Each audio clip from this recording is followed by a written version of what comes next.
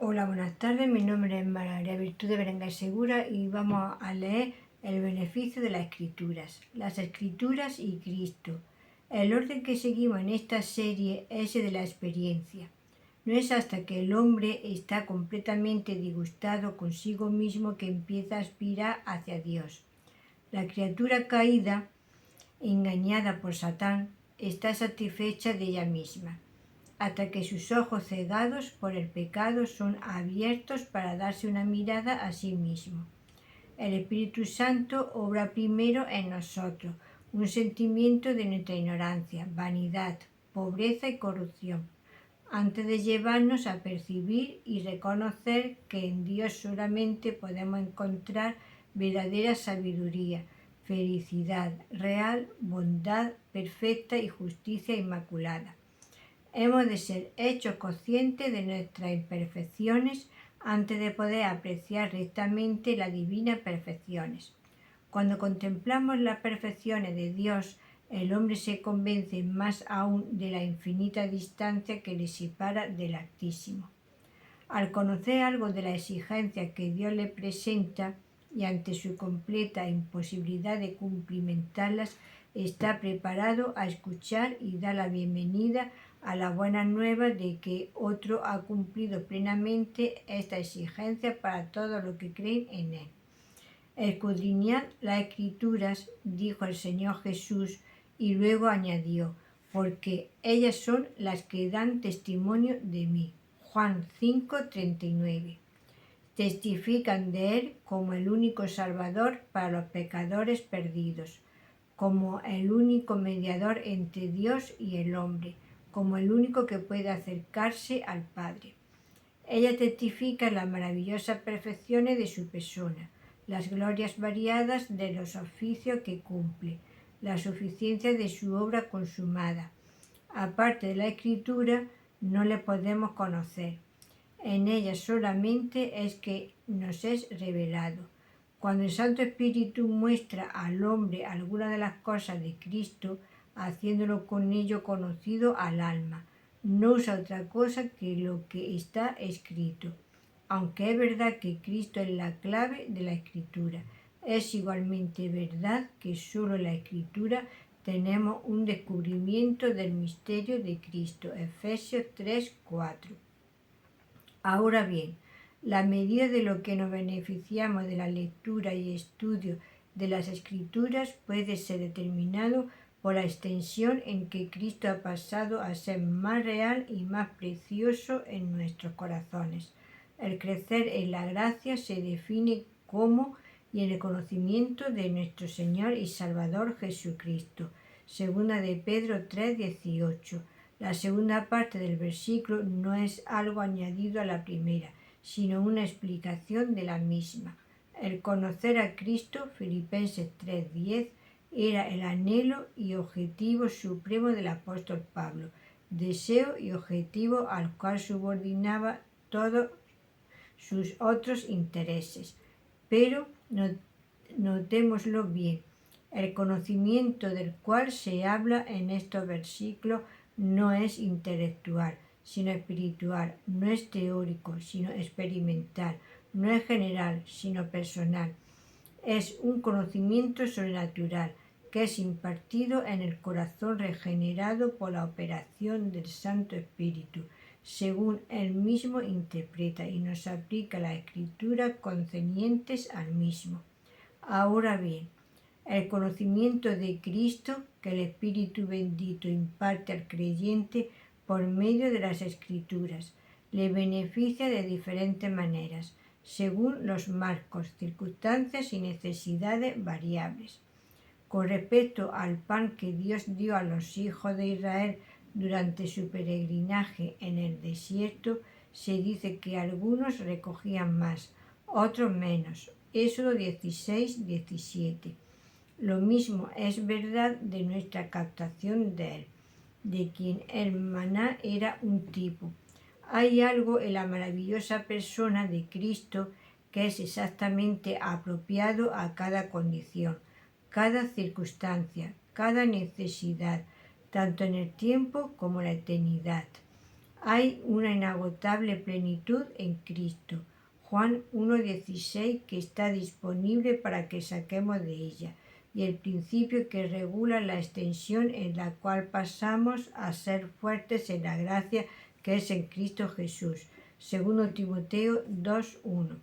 Es, según tu fe te sea hecho. Mateo 9,29. 1. Un individuo se beneficia de la Escritura cuando ésta le revela su necesidad de Cristo. El hombre en su estado natural se considera autosuficiente.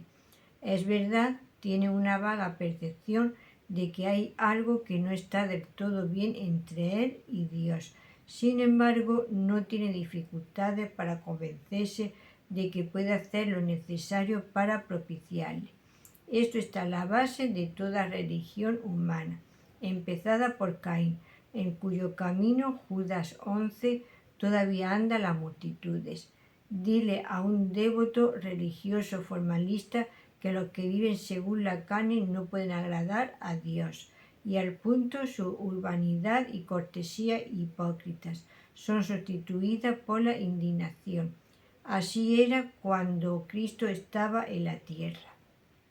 El pueblo más religioso de todos, los judíos, no tenía sentido de que estaban perdidos y en desesperada necesidad de un Salvador todopoderoso. Los que están sanos no tienen necesidad de médico, sino los enfermos. Mateo 9,12.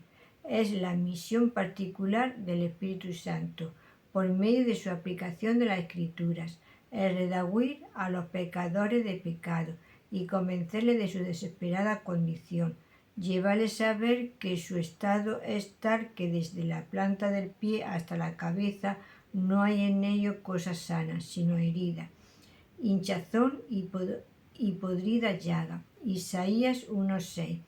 Cuando el Espíritu nos convence de pecado, nuestra ingratitud a Dios, nuestro murmurar, nuestro descarrío de Él, cuando insiste en los derechos de Dios, su derecho a nuestro amor, obediencia y adoración, y todos nuestros tristes fallos en rendirle lo que se le debe. Entonces reconocemos que Cristo es nuestra única esperanza y que, excepto si nos acogemos a Él como refugio, la justa ira de Dios caerá irremisiblemente sobre nosotros.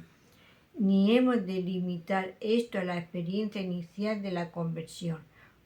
Cuando más el Espíritu profundiza su obra de gracia en el alma regenerada, más consciente se vuelve el individuo de su contaminación, su pecaminosidad y su miseria, y más descubre su necesidad de la preciosa sangre que nos limpia de todo pecado y le da valor. El Espíritu está aquí para glorificar a Cristo, y la manera principal en que lo hace es abriéndonos los ojos más y más para que veamos por quién murió Cristo. Cuán apropiado es Cristo para las criaturas desgraciadas, ruines y contaminadas. Sí, cuanto más nos beneficiamos realmente de nuestra lectura de las Escrituras, más vemos nuestra necesidad de Cristo. 2. Un individuo se beneficia de la Escritura cuando éstas le hacen a Cristo más real. En él, gran masa de la nación israelita no veían más que la cáscara externa en las ceremonias y ritos que Dios les había dado. Pero el remanente regenerada tuvieron el privilegio de ver a Cristo mismo. Abraham se regocijó viendo mi día, dijo Cristo. Juan 8,56. Moisés estimó el reproche de Cristo más que la grande riqueza y tesoros de Egipto. Hebreos 11,26. Lo mismo es en el cristianismo. Para las multitudes, Cristo no es más que un hombre, a lo más un personaje histórico. No tiene tratos personales con Él, no goza de comunión espiritual con Él. Si ellos oyen a uno hablar del arrebatamiento de su excelencia, le consideran como un fanático o un entusiasta. Para ellos Cristo es vago, ininteligible, irreal, pero para el cristiano consagrado la cosa es muy distinta. El lenguaje de su corazón es: oí la voz de Cristo, no quiero oír ya otra. Vi la faz de Jesucristo, esto ya basta a mi alma. Sin embargo, esta visión bienaventurada no es la experiencia sistemática invariable de los santos.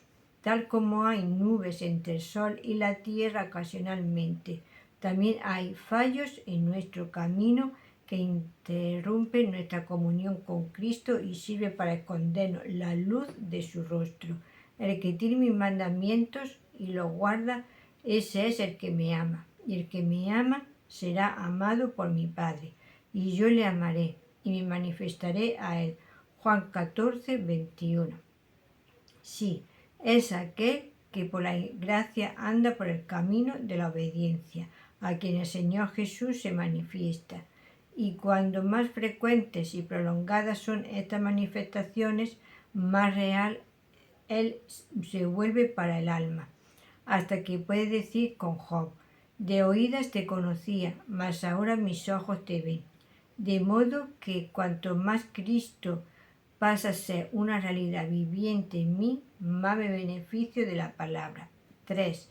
Un individuo se beneficia de la Escritura cuando más absorbido queda en las perfecciones de Cristo.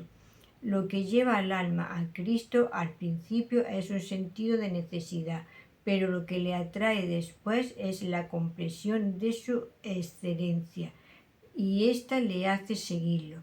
Cuanto más real se vuelve Cristo, más somos atraídos por sus perfecciones.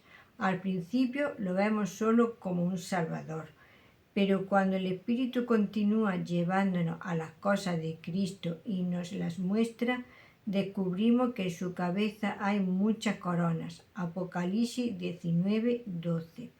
En el Antiguo Testamento se le llama, su nombre será llamado admirable. Isaías 9, 6. Su nombre significa todo lo que es según nos hacen conocer las Escrituras. Admirables son sus oficios, en su número, variedad y suficiencia. Él es el amigo más íntimo que el hermano, la ayuda segura en tiempo de necesidad. Él es el sumo sacerdote que comprende nuestras flaquezas. Él es el abogado para con el Padre que defiende nuestra causa cuando Satán nos acusa. Tenemos la necesidad de estar ocupados con Cristo, estar sentados a sus pies como María y recibir de su plenitud. Nuestro deleite principal debería ser considerar al apóstol y sumo sacerdote de nuestra profesión, Hebreos 3:1, para contemplar las variadas relaciones que tiene con nosotros, meditar en las muchas promesas que nos ha dado, regalarnos en el maravilloso e inmutable amor que nos tiene. Al hacerlo nos deleitaremos en el Señor, de forma que los cantos del sistema del mundo no tendrá el menor encanto para nosotros.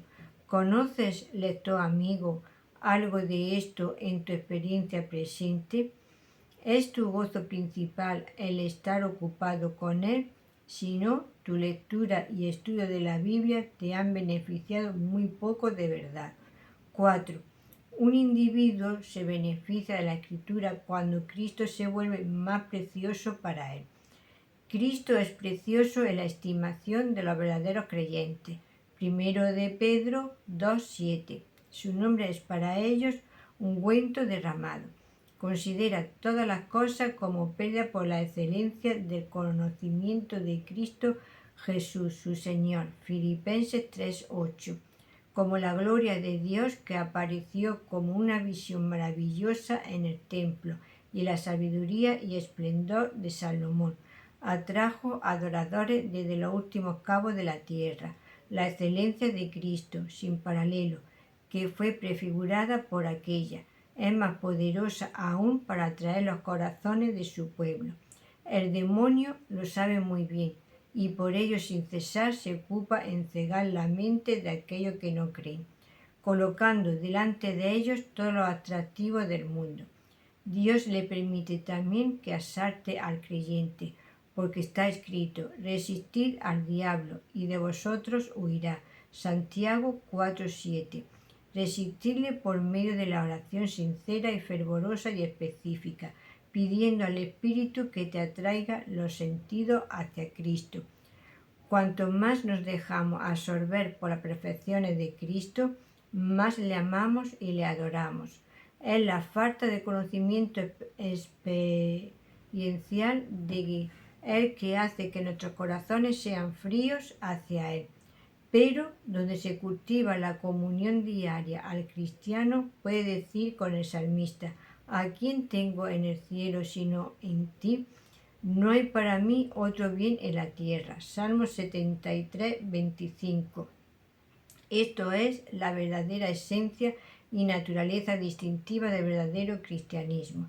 Los fanáticos legalistas pueden ocuparse diligentemente de diezmar la menta, el anís y el comino. Pueden recorrer mar y tierra para arrastrar un prosélito, pero no tiene amor a Dios en Cristo.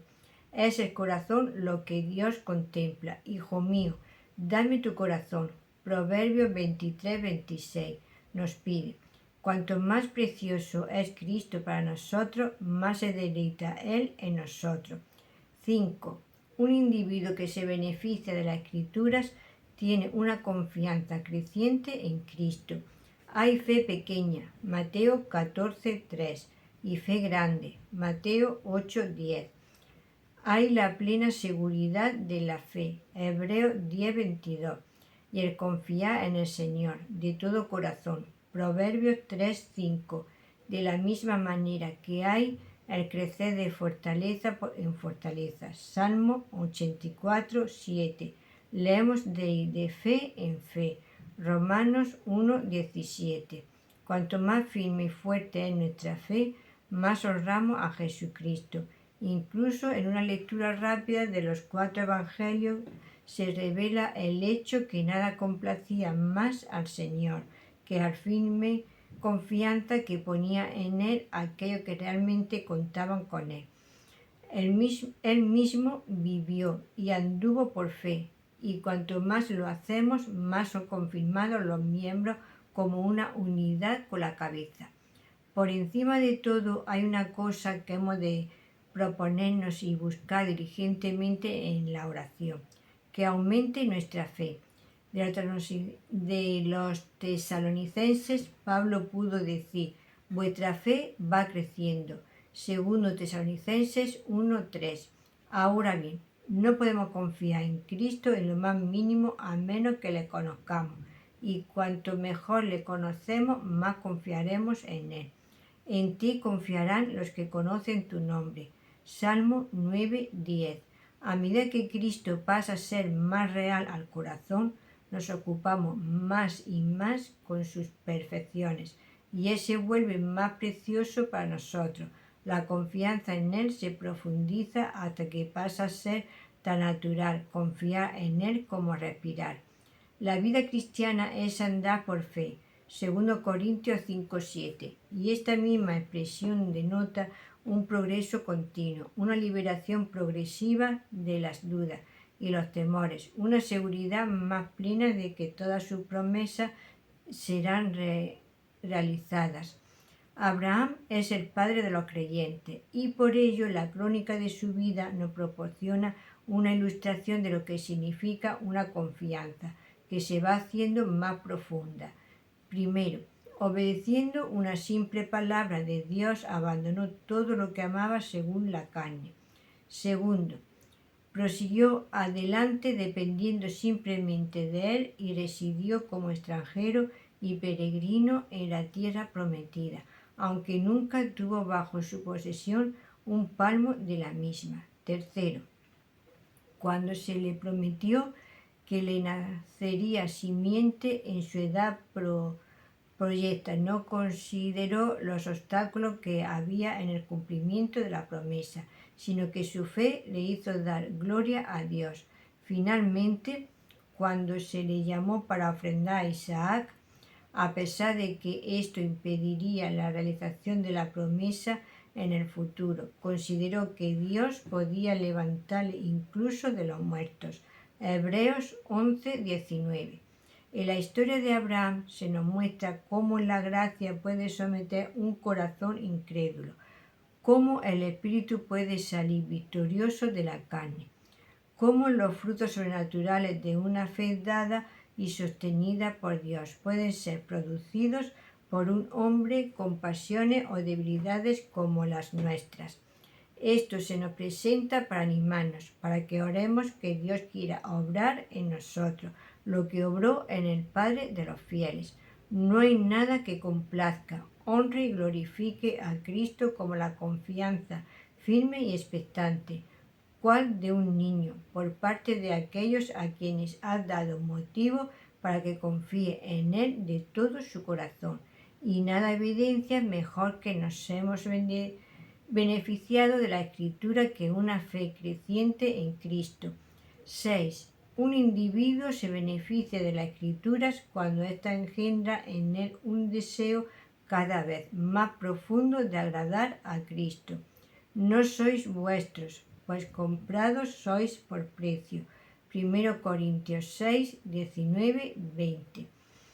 Es el primer gran hecho que el cristiano tiene que entender bien. Para ello no debe vivir para sí, sino para aquel que murió él. 2 Corintios 5:15. El amor se deleita en agradar lo que ama, y cuanto más el afecto nos atraiga a Cristo, más desearemos honrarle por medio de una vida de obediencia a su voluntad, según la conocemos. Si me amáis, guardad mis mandamientos. Juan 14:23. No es en emociones alegres y felices o en profesiones verbales de devoción, sino en el tomar su yugo y someternos prácticamente a su precepto que honramos a Cristo principalmente.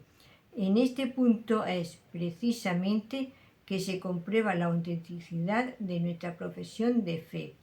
¿Tiene fe en Cristo aquel que no hace ningún esfuerzo para conocer su voluntad? ¡Qué desprecio para un rey si su súbdito rehusara leer sus proclamas! Donde hay fe en Cristo habrá deleite en su mandamiento y tristeza cuando son quebrantados. Cuando desagradamos a Cristo, lamentamos nuestro fallo. Es imposible creer seriamente que fueron mis pecados los que causaron que el Hijo de Dios derramara su preciosa sangre, sin que yo aborrezca estos pecados. Si Cristo sufrió bajo el pecado, también hemos de sufrir nosotros. Y cuanto más sinceros son estos gemidos, más sinceramente buscaremos gracia para ser librados de todo lo que desagrada al Redentor y reforzar nuestra decisión para hacer todo lo que le complace.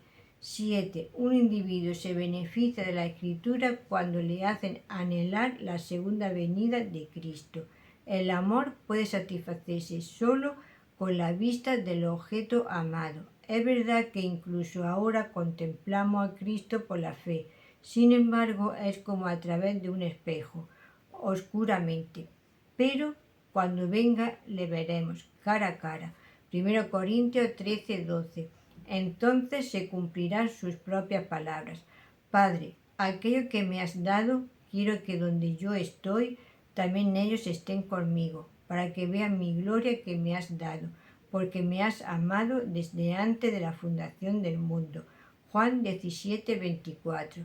Solo esto satisfará plenamente los deseos de su corazón, y solo esto llenará los anhelos de los redimidos.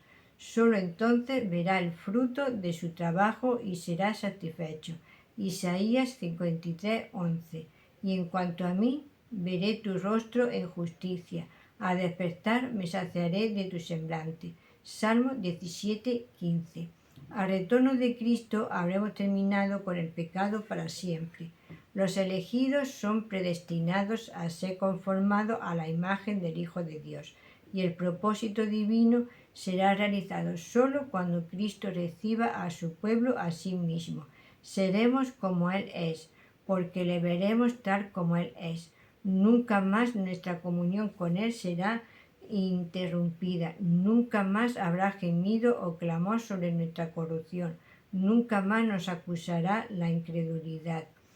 Él presentará a sí mismo la iglesia como una iglesia gloriosa, sin mancha, ni arruga, ni cosa semejante, sino santa y sin mancha. Efesios 5:27. Este es un momento que estamos esperando ávidamente. Esperamos con amor a nuestro Redentor. Cuanto más anhelamos al que ha de venir, más despabilamos nuestras lámparas en la ávida expectativa de su llegada. Más evidencias damos de que nos beneficiamos del conocimiento de la palabra. Que el lector y el autor busquen sinceramente la presencia de Dios en sí mismos. Que busquemos respuestas verídicas a estas preguntas. ¿Tenemos un sentido más profundo de nuestra necesidad de Cristo?